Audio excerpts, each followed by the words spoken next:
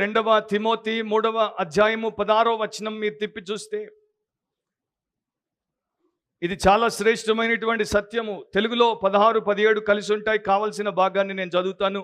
దైవావేశం వలన కలిగిన ప్రతి లేఖనం.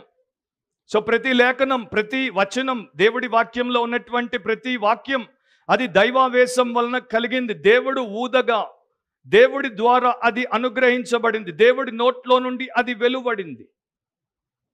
మత్తయి సువార్త 4వ అధ్యాయము 4వ వచనంలో యేసుప్రభు శోధింపబడినప్పుడు చాలా శక్తివంతమైనటువంటి సత్యాన్ని చెప్పాడు. శోధకుడిని తరిమి కొట్టాడు.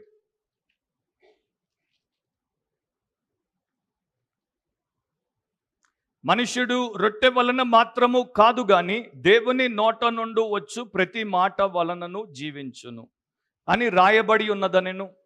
సో దేవుడి నోట్లో నుండి వచ్చినటువంటి ప్రతి మాట ద్వారా మనిషి జీవిస్తాడు. దేవుడి నోట్లో నుండే జ్ఞానం వచ్చింది. దేవుడి నోట్లో నుండే మానవుడు జీవించడానికి అవసరమైనటువంటి ప్రతి ఆశీర్వాద వచనం వచ్చింది. ఇప్పుడు ఒక్కసారి యోబు తిప్పండి. యోబు గ్రంథం 22వ అధ్యాయం 22వ వచనం. ఆయన నోటి ఉపదేశమును అవలంబించుము, ఆయన మాటలను నీ హృదయములో ఉంచుకొనుము. సో ఆయన నోటి ఉపదేశం. చాలామంది వారి తల్లిదండ్రుల ఉపదేశానికి చాలా విలువనిస్తారు. వారి పెద్దల ఉపదేశానికి చాలా విలువనిస్తారు. వారికి గౌరవం ఉన్నటువంటి వ్యక్తుల ఉపదేశానికి చాలా విలువనిస్తారు. ఇతర విషయాలకు చాలా విలువనిస్తారు.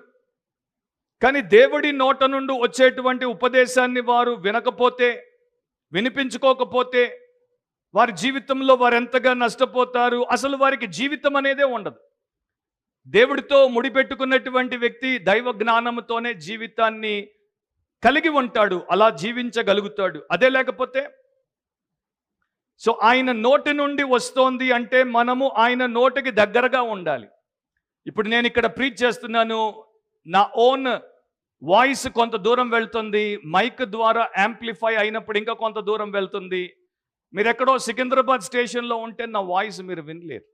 నా నోటి ద్వారా వచ్చేటువంటి బోధ మీరు వినలేరు. నాకు దగ్గరగా ఉంటే క్లియర్గా మీకు వినబడేటువంటి స్థితిలో మీరు ఉంటే వినబడతారు.